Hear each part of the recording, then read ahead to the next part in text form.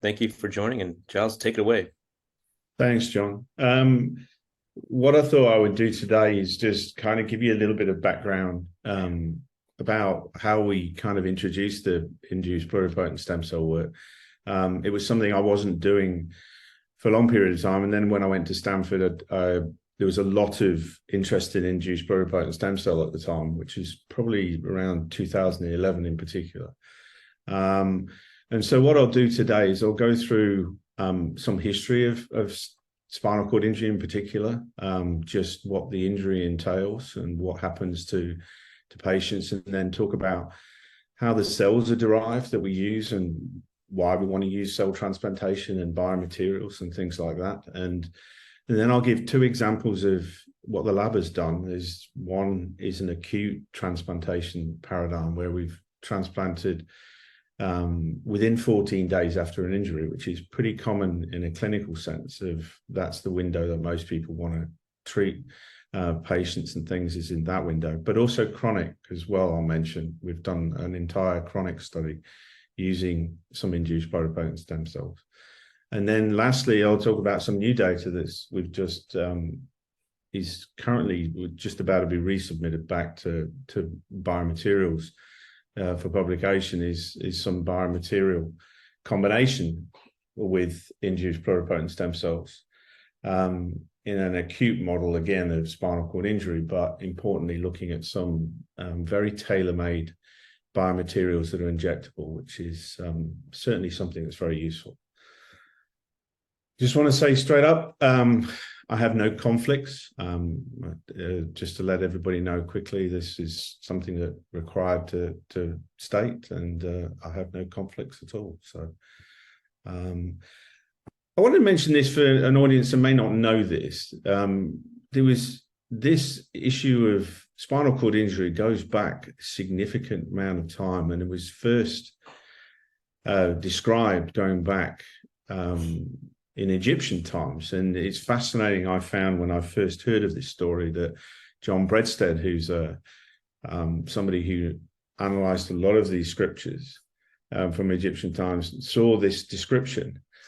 And it just shows you that in terms of spinal cord injury, how the injury itself has been around obviously a significant amount of time, but people have known how to describe it and the aspects of losing sensation both in arms and legs. And unfortunately, in today's terms, these are the things that are said to patients currently, is that there's really not a lot that can be done, and they lose sensation, whether they get an injury in the cervical level cord or thoracic or lumbar.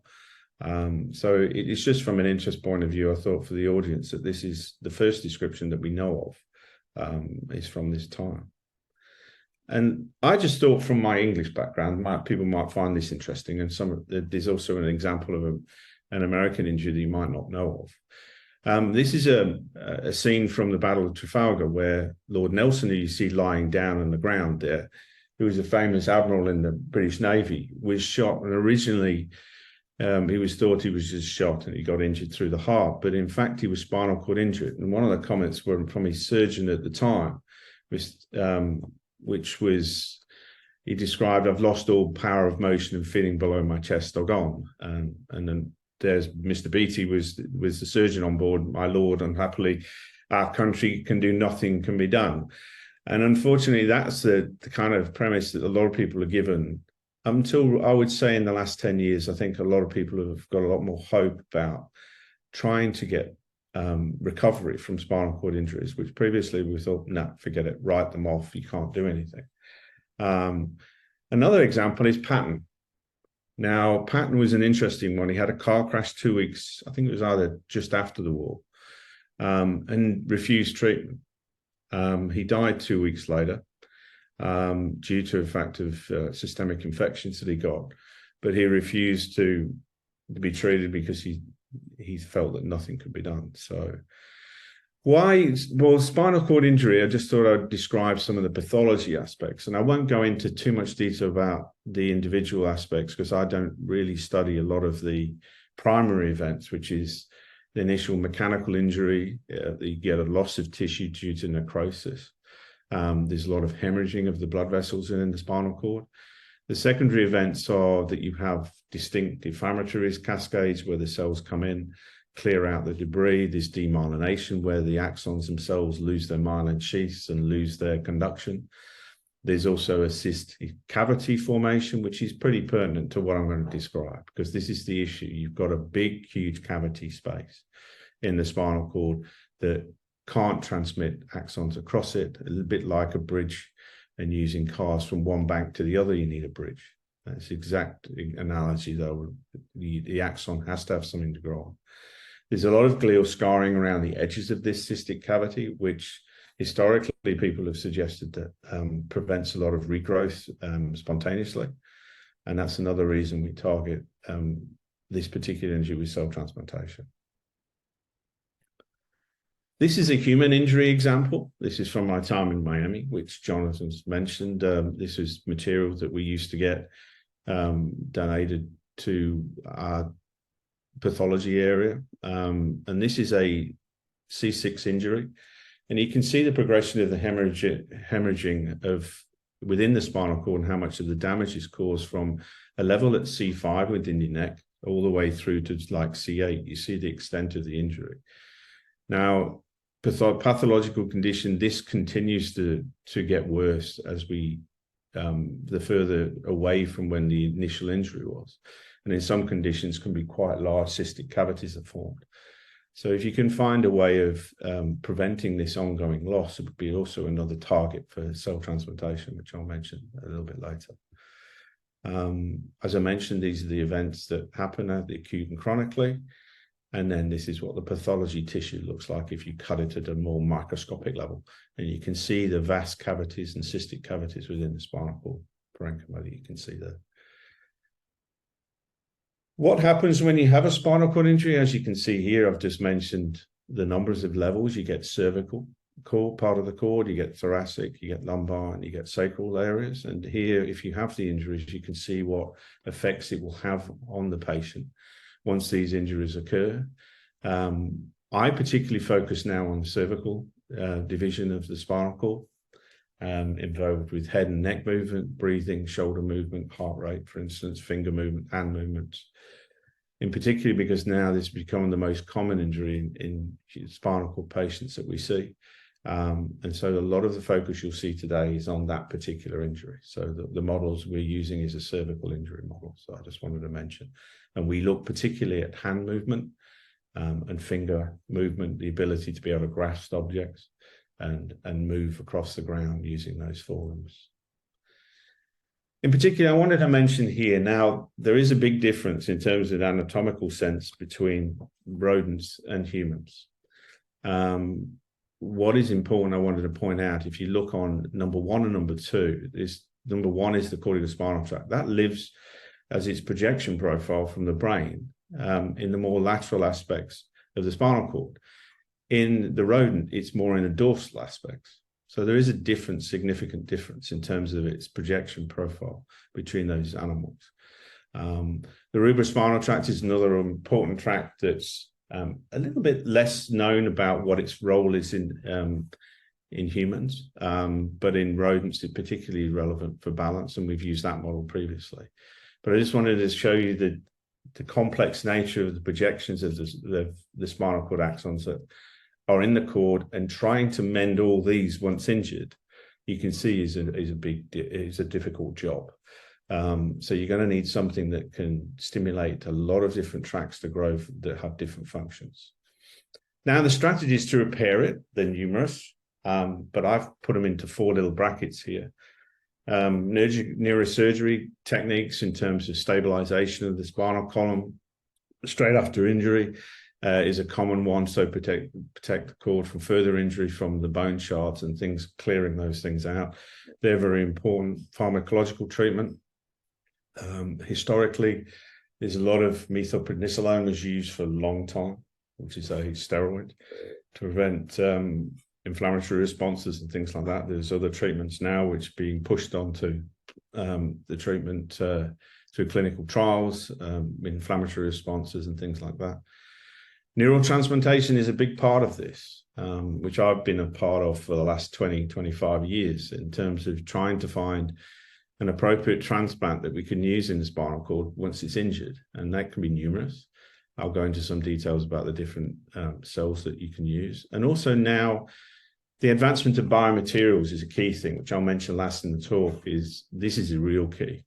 You can now have biomaterials that are either solid, have different softness that can match the areas of interest that you've injured, whether it's the brain, the spinal cord, peripheral nerve. They also can have active substrates placed into these materials that allow axons to grow and glial cells to respond in an appropriate way. But this also can be injectable, which I'll mention as the last part of the talk. Is a fascinating advancement in these materials that can be injected as a liquid and gel within the actual body. And I'll mention that with some of the cells we're doing. Well, what is the role of cell transplants? Well, they're numerous. Replace the lost cells, as I mentioned, due to the injury. They can remyelinate those axons that were denuded by the initial injury and the oligodendroglia that normally myelinate and wrap their myelin around them to increase conduction. They're lost, but you could use, as some of the clinical trials have done, use these myelin progenitors to remyelinate those axons. You can also promote axonal regeneration in these circuits, which is really what I do in terms of using cells that promote axonal regeneration. Promote tissue sparing to prevent the further loss of tissue, which is also a real important area of a target for we use. And then another one is promote endogenous host response. Now, that's a stem cell response that people have looked into because there are endogenous stem cells within the spinal cord. Well, unfortunately, they either don't survive for very long and are not kept alive, and for the reasons that I think are a little bit unknown still. And then lastly, I was talking about scarring and inhibitory aspects. This is to modify the environment, and people have used enzymes such as chondroitinase to cleave off these inhibitory molecules, and these are the targets. I'll be concentrating mostly on the regeneration aspects. Sorry.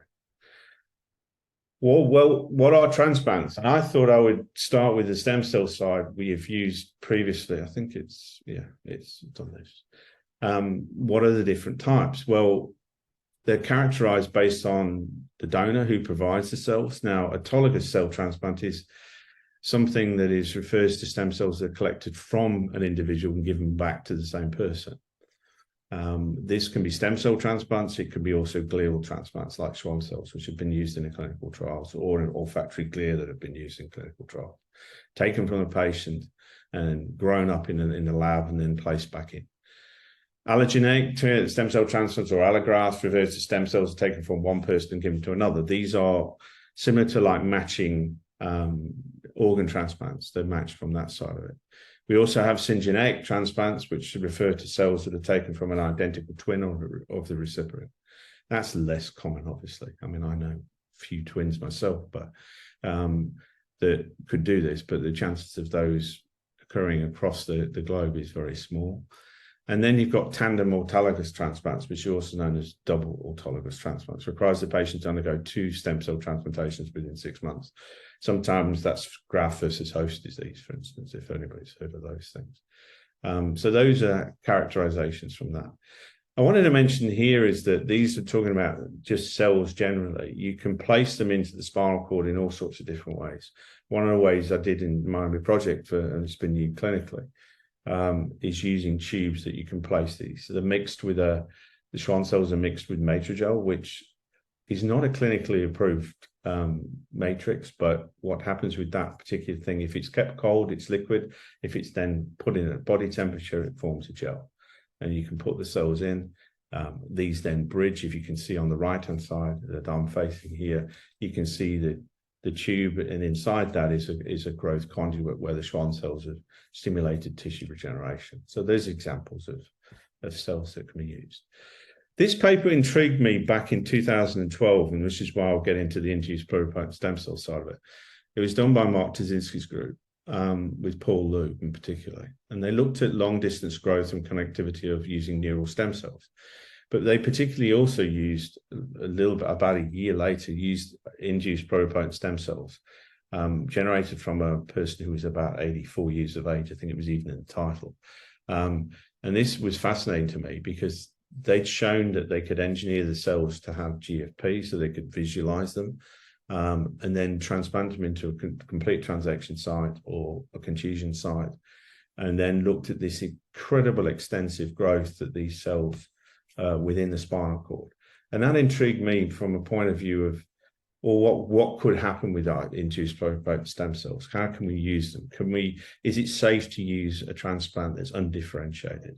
Do you need to take them into a neural stem cell period like they were doing? Or do you need to go a little bit further and push them into a type of neuron itself, which is potentially a little bit safer?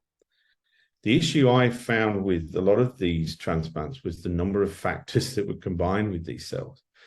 That, to me, you would never get that clinically approved. Is too many different cell types. And so for me, an interest from my lab was to reduce that probability of using all those different cell additions, but also give a singular cell type that you could use potential for allowing for repair and accord. Now, iPSCs can generate different cell types. It's been known for a long time, since they were first made by Yamanaka in 2006, that you can generate, for the nervous system, astrocytes, microglia, oligodendrocytes, motor neurons, cortical neurons, sensory neurons. These are successfully done by using cells from an adult patient or a young patient. And you can derive these by reprogramming using 4 factors. You can then use those cells either in transplants, or you can use them in culture experiments to look at drug efficacy and things like that. So they're incredibly powerful from that point of view. The potential is large. Do you use the cells as an undifferentiated transplant? Do you use them as a neural precursor population? Or do you really, really want them as a differentiated cell? Now, you'll find from my next few slides, I've gone towards the more differentiated cell. So avoiding the complex nature of how we understand what happens with neural precursors. Now, a classic way of doing this is you take a patient's cells, you put 4 factors that Yamanaka found, which is c-Myc, OCT4, KLF4, and SOX2. You can put them into these cells, whether it's a skin biopsy, which is the most common, or blood cells. You can reprogram them into specific iPSCs from the patient. The key thing here is that you can use viral vectors to do it, or you can use mRNA. We've generally used mRNA to do this because it's safer and doesn't integrate that particular full gene within the genome. It's done episomally, and so therefore when the cells are triggered to become iPSCs, they no longer carry that information long term that originally triggered it. So that, to me, is a lot safer. You can do 2 different ways. You can look at therapeutically, you can differentiate them into an affected cell type, do screening, compounds, disease-specific drugs, and things like that. We can also go to repair faults that maybe, say, the person has a certain disease aspect. You can repair that by using viral vectors or using aspects to repair that fault in that gene, and then put those healthy cells back and then hope that you can transplant them and reduce that issue. Now, we went from iPSCs, and we had an idea that we wanted to look at particularly a tract that's very important called the corticospinal tract in humans after injury spinal cord. Now, we wanted to try and make these corticospinal tracts neurons from iPSCs, from human iPSCs. There was some information out there from particularly the Livesey group, you can see down here described, where they generated these cells according to particular identified genes and transcriptional factors that Jeff Macklis and Paolo Wallotta, particularly at Harvard, had generated. We have looked into this for a long time, since I was at Stanford in 2001 when we first started this. In 2011 when we first started this. It takes a lot of time to generate these cells, and I'll go into some of the description. In basic things at the bottom here is you have this SMAD inhibition initially, and then you go into you basically go into other aspects of the noggin cycle, and then you go into TGF-beta inhibition. I won't go into too much detail about that, but basically it's a quite complex addition of these factors that you add at particular times of development and differentiation through these periods from neural stem cells all the way to neurons themselves. But we thought this was a really solid idea to be able to do this, because the corticospinal tract does not regenerate currently, and we wanted a way of potentially using new ones. The big issue is that they're very diverse in terms of their population, and this has become a little bit clearer now with really lovely work done by Vibhu Sani, who was in Jeff Mattis's lab, who's now in New York, where they've begun to understand the corticospinal tract can be put into different subsets that can project to the lumbar cord, the cervical cord, and beginning to now understand that. Those genes are now matched with some of our human cells. And we're now beginning to understand and really understand what they do and where they project to, and see if we can get that information into the human as well. This is mostly done in mouse. So, but what we wanted to do was to say, can we make them? Yes, we can. We developed an in vitro system over 2.5 years to develop this system. But then we wanted to look at regenerative capacity of these cells if they were transplanted in the spinal cord, and to learn more about how they connect. And then, do they have synaptic connectivity, and do they form graft activity that can therefore repair the cord after we've transplanted it? The theory behind it is that the connections to the corticospinal motor neurons are generally direct from where they lie in layer 5 of the cortex, and they project down into the cord and synapse onto normal spinal motor neurons, and then control your gait or your movement in your hands and various other things. What we had, the idea was that if we can get the corticospinal neurons to be transplanted into the cord, it might act as a relay graft, and that neuron could act as a connection to the host corticospinal, and then direct its growth to a motor neuron down distally from the injury site itself, and therefore form a new circuit. And that was the principal idea behind it. And the key thing was that corticospinal neurons grow for centimeters, not microns. And this is a key thing why we use this. A critical gap in a human is a centimeter. Using propriospinal neurons or other neurons, sometimes they will not grow that distance.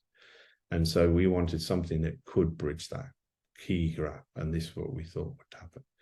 I wanted to mention about the lesions. There's different subtypes of lesions and things like that. We used in this model, and I'll describe now, is a hemisection where we cut the right-hand side of the cord from the top to the bottom. So that right-hand side is completely deafferented.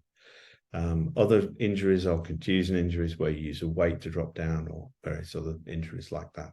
But ours initially, you'll see here, is mostly from data from a hemisection where the right-hand side of the cord is cut.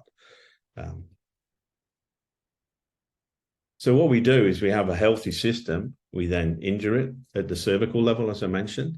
We cut it from the dorsal to ventral aspects on the right-hand side of the cord. And then we place the transplants, which are the corticospinal neurons derived from iPSCs from human patients, whether male, female, and multitude. We have about 6 lines we've used. And can it act as a relay graft? This is just some of the front-end information that we use, and just to describe how we do it. It's complex, but the aspect of how the timeline is there on the top, where we go from human iPSCs to cortical neural progenitors, and they express factors like PAX6, SOX2, FESF2, and nestin and FOXG1, for instance. If you then let those mature through Wnt inhibition over the next few days, and then replate them onto surface of laminin and polylysine, they mature into these CTIP2, TBR1, NCAM positive cells, which are maturing dorsal deep cortical neurons, these layer 5 neurons. And we did some analysis. This is a paper that's submitted with looking at RNA analysis. But if you look on the left-hand side in C, you'll see the CTIP2 positive neurons, which are beautifully labeled there on the left-hand side. stained also with blue with TUJ, so they're neurons. We also get a electrical activity. I don't know if the video will work, but what we wanted to show was these are firing neurons that are from a line called 1815, differentiated into these cortical neurons using a GCAM6 fast vector that allows you to see these neurons firing over time. The interesting thing is, if you leave this a lot longer, it becomes more of a synchronous firing, which is particularly seen in the development of the corticospinal neurons when they develop. So it follows the same thing. So intrinsically, these cells are exactly the same. This is a quick draft of what we did. We used the C5-C6 unilateral hemisection. We did some tracing, which I'll explain, and some graft ablation, which I'll also explain a bit later. But we transplanted this at day 14 after the injury in a scaffold, which was fibronectin, set by thrombin being put in. But we also used growth factors or not, depending on the fact that Mark's group had used these factors. We used a subset of these and thought, is this really needed for these more mature neurons, or is it just needed for the neural stem cell side? So we did do that. These are some examples of some of the graphs, and I'll quickly go through this because I've been talking for a while. They're not consistent. Depends on obviously the injury itself, but what we do notice is that when you transplant these neurons, they will fill the cavity and stop. They don't migrate throughout the cord. They don't form tumors. They don't go to the brain, which the neural stem cells have been described to do. They're basically restricted by the size of that injury. And so you'll see different sizes here described in this particular panel. You'll see the graft is different sizes. It's because the lesion site's different. But what is interesting is they do completely fill the cavity. What we don't know is what proliferation occurs from the progenitors that are in these grafts. We're not fully mature only. There are about 80 to 85% of those cells we transplant are mature neurons, but there is a 15% progenitor population in there. So do they proliferate, or do they mature, fill the gap, then stop? And these are examples that we saw that you look, the bottom here, the counts of the cells are very restricted within the site itself in the center of the cavity. They do not migrate up and down the cord, which is, to me, is a positive. You do not want these cells migrating up and down the rostral and caudally to the cord. I think that's dangerous. It's also, I think, long-term going to cause issues, which has been seen in other graphs. Importantly, with this graph here, this particular picture here, if you look on the top left-hand side, if you look at the growth factor ones and the scaffold, you look at the volume, it's slightly bigger than when you don't use iPSCs or these deep cortical neurons derived from iPSCs with the scaffold. The graft is larger. That may be because there is some stimulation of proliferation due to these factors. What we found eventually was the growth factors aren't needed. They're just not needed. We found that the deep cortical neurons, if you put the iPSCs from these, if you put them in the cord, they do just as well without the factors, which is a difference to what neural stem cells are. They will not survive. So that was a real positive when we found that we can actually do this without any factor initiation. The counts of the cells, if you look at the percentage aspects, they're all centralized, as I mentioned before, to the center of the lesion. Well, what we also saw was these are GFP labeled. They're engineered to have GFP, and they project axons mostly in a caudal direction, not rostral, which seems to be that they understand that they're supposed to grow down the cord, not up. And so that was a real key that intrinsically knew to do this. And this is 12 weeks post-transplantation. If you look at the axons here, the graft epicenter is shown here in C5, C6. You see axons here, 15 millimeters caudally. We also had the largest one, which is 26 millimeters, which we've seen growing. So these cells know how to grow and how to bridge a lesion. And do it very effectively and consistently. And that was, when we did transplants, we got 85% of the transplants survive. Comparison, if you look at The neural stem cell transplants that Dzinski group do, they're 25% effective. And that's something that's a vastly different result. And I think this is why we're so keen on using differentiated cells rather than the random stochastic aspect of using neural stem cells. The also important thing, we left a few animals over a year and we thought, well, are they going to survive? I hope so. And yes, they did. And to our delight, they were still present a year later, integrated within the nervous system, within the spinal cord, and expressed HCAM, which is NCAM, which is a human-specific NCAM, showing mature neurons within the cord that it had lasted all this time. And they're also expressed with SC121, which is a marker as a cytoplasm of human cells only. So we know that they survive for that period of time. These are some of the axons that you get. The red is a marker for SC121, showing the axons going down to 1.9 centimeters. And you can see these axons, once they go, they go. And they were able to project quite long distances down the cord. Other thing we looked at was where do they project to in the cord in relation to the existing tracks that I talked about earlier. And what we found was that the large number of these corticospinal neurons that were transplanted in the cord at C5 project in regions dorsally, where they normally project. If you look here, the corticospinal tract in a rat is normally here. In blue is where the projections are from our graphs, and they project in these large areas dorsally and also ventrally and laterally, where the axons were traveling. And as I mentioned before, you see large numbers of axons. Mostly the axons are within 6 millimeters, the largest number of these axons. You probably get maybe around 25 to 50 that can project long distances. So there's a difference. And this is why we said about Sarni's work and Jeff Macklis's work.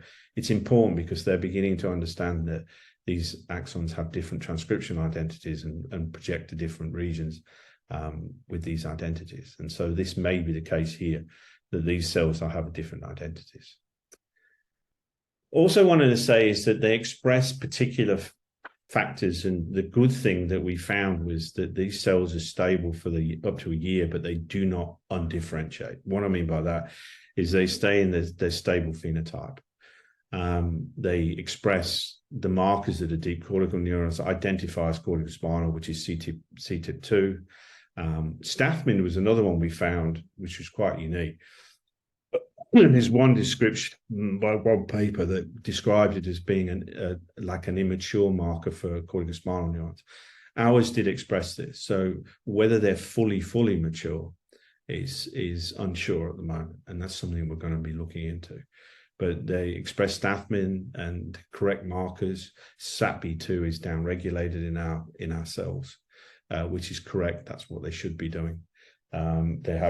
The interesting thing is we have no longer any progenitors, no PAX6, SOX2 expression after 12 weeks, 24 weeks, or a year later. There's none.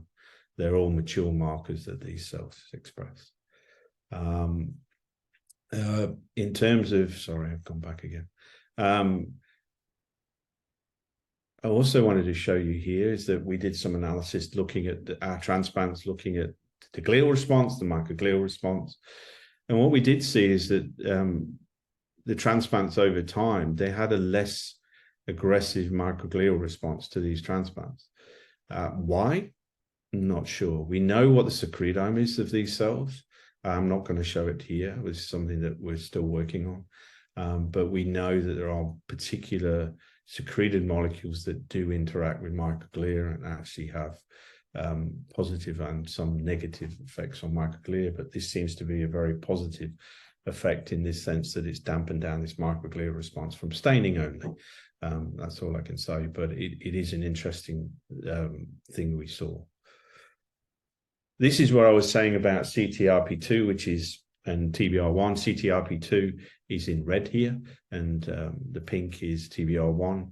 And these are graphs 24 weeks later after we transplanted them, showing that the cells are still positive for those markers, and also GFP you see here. I've played the GFP expression, so you're able to see the other markers. This whole graft is GFP positive.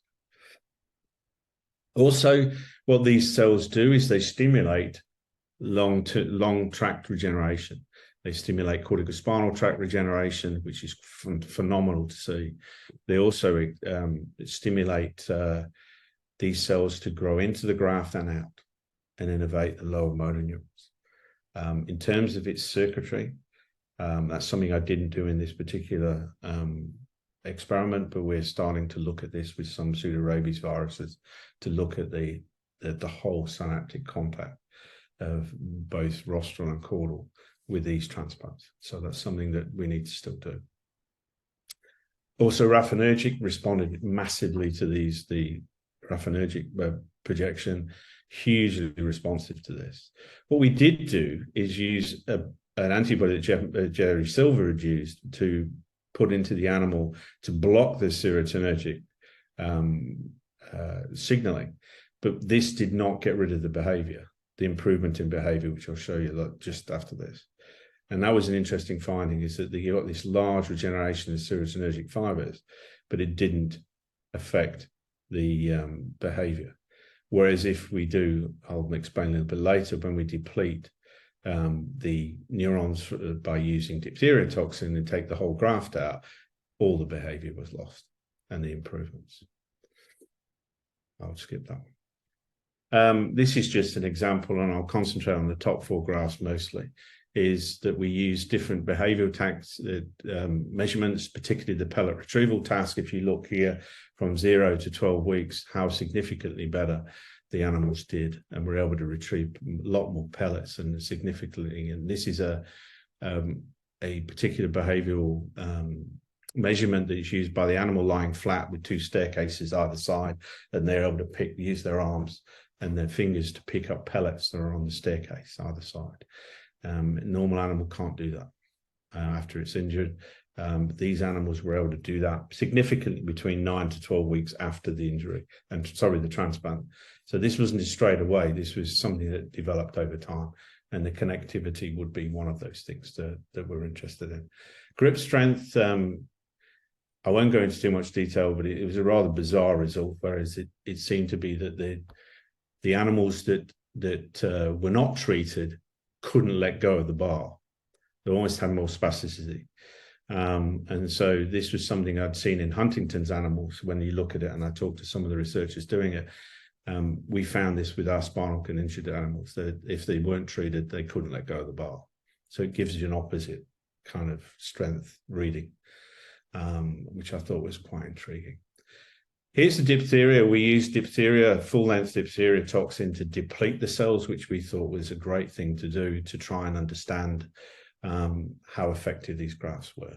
And if you do deplete them, the astrocytes are left there, the neurons are got rid of, they're taken out. But all of the behavior that we saw recovery-wise, which we did in 5 different measurements, all disappeared, suggesting that these cells have a significant role. We have moved these cells now into acute and chronic contusion. What I've been doing since I've been here, we've done a whole analysis now of chronic contusion. And what I can tell you is that there was 72 animals done, all behaviored, and the analysis now is showing some positive results, even with chronic transplants put in 3 months after the animals were first injured. And these are showing some of the transplants that we've seen in these chronic and contusion injured animals. And they also are highly vascularized, beautifully vessels growing in with these grafts. They're incredibly healthy. Part of that we think is related to the VEGF secretion by these neurons, which we've measured via proteomics. And we're looking into blocking that and seeing if that affects the ongoing success of these grafts. What I wanted to lastly just touch, I think I've got a couple of minutes, 5 minutes just to go over this. This is some new data that I've done in collaboration with Sarah Haleshorn at Stanford, which is new data that we've derived using these deep cortical neurons in combination with a very unique shield biomaterial. The use of this material is key because you've got contusion injuries is the most common in humans, but you've got to be able to inject this without and treat people without making further damage. So one of the options is that you can put the cells in an injection paradigm, but what with? She was developing a lot of these very unique materials that combined a C7 engineered protein with these peptide PEG copolymers. And the beauty of these is that the hydrogen bonds that form is that when you put them under pressure, they form liquids, and then you can inject them. But then when they're not under pressure, they gel. And so if you can mix the cells in with these particular gels, and also the fact that they provide a protection from the shearing effect of the injection itself, is a very, very cool thing to do. You can also change the modulus of these gels to match what the spinal cord is following injury, and be able to match those particular moduluses. Again, this is a repeat of what we did. We showed the whole aspect of how we developed the cells to put in. We also put some sequences, the RGD sequences and some scramble sequences that are known to help adhesion to these gels using the cells themselves. And we did a lot of different combinations and materials with modulus. And we found that 0% or very, very, very soft gel was the best one to use. And also the fact that RGD sequences was also significant in improving the cell's survival and integration. We also want to look at some of importantly, the biodegradation of these particular gels. What does it do? Where does it go? And these are a lot of the biomaterials data that you see in CNS. Never describes any of this. And you want to know that it's actually safe. Where does it go to? And so we did a biodegradation study, and you can see on the bottom panel here that when you're looking at C7, which is, you can use an IVIS whole animal analysis, you have to open up the rat. This is the difference of the mouse. You have to open these, the skin up and some of the lower structures because of the penetration of this particular type of fluorescence. The mouse is a lot smaller. You're able to do this, whereas the rat, you can't.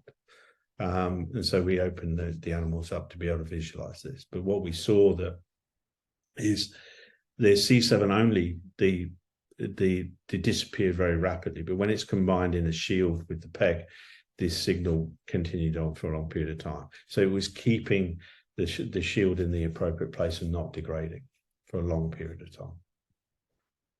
time. Again, showing the shield again. But what we also wanted to do was to say, well, can these mixtures of cells, the deep cortical neurons with the hydrogel, be any different or better or not worse or what it was from the fibronectin? And what we saw was that the growth length was not as long, but we had good survivability with this particular shield design.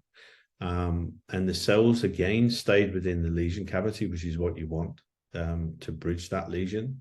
And there was shield was significantly better in terms of the graft volume was smaller than the saline ones, but they were concentrated more in that site of interest. The stem cells, on average, the numbers of cells were 5 times 10 to the 5, and on average, that's a significant amount of survivability, which is also good. But we saw key here was the Ki67 SC101 survival. The Ki67 measures the proliferation. That was significantly reduced in the shield.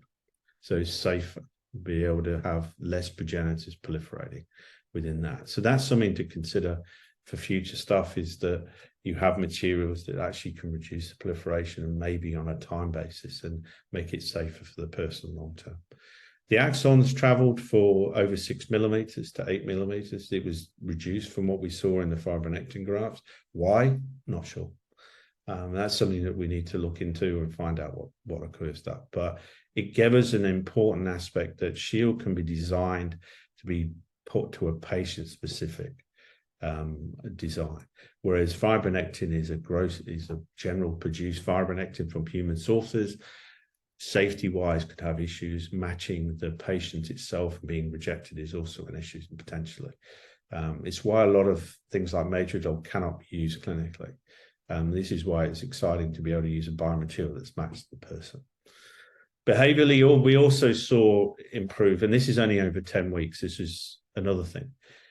Previously, I'd used 12 and 24 and a year's worth of data. So it clearly shows that 10 weeks is a short period of time. And if you really want to see improvement, you've got to do these long studies. We saw improvement in grit strength, we saw improvement in right paw use, and we saw improvement in step errors in all of these when these cells were combined with this biomaterial. So that's exciting from that point of view. What is interesting is, and I'll wrap up now, is differentiation of these cells is key. We use a window that's from 35 to 50 days in culture before we use them. We've done a lot of work on knowing that this particular differentiation protocol is used that way. And these cells, if you take it out at 155 days, you will see glia start to appear.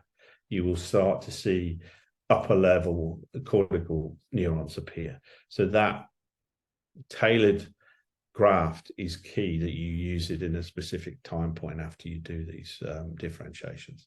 That's something I just wanted to mention, is that it took a lot of work to find that window, but once you found the window, you can really, really exploit it. Biomechanical clues, like I mentioned, is that with these biomaterials, with these cells, we used a very, very soft gel, not Shield 2.5. So, and it really is key that you have the right sequence in these gels to be able to get these cells to survive and integrate within the gel itself. And this is what the cells look like in vivo. And I mentioned about the bottom left-hand side is you can see KO67 and SC101 showing that the shield reduces proliferation considerably. And these are examples on the right-hand side of the big, long grafts that these cells, when mixed with the shield, stay within the lesion site and successfully survive the transplantation, which is a key thing for us to do. So I will wrap it up and just say a big, big thank you to particularly Vanessa and Jim, who were in my lab at Stanford, and Laura, who was in Sarah's lab, who did this biomaterial stuff. The lab now at OSU has processed numerous people. I can't thank but Ethan and Cole and Morgan and lots of different people have helped me process and work through the chronic data, which we're excited about finishing off this year and trying to get it submitted. So, and without the funding from the sources I've mentioned here in pink, it would never have happened. So I do want to thank them as well. But I'll wrap it up there and open up to any questions, and hopefully I wasn't too long and explained really where we're going with the iPSCs, but they're a powerful tool. So thank you.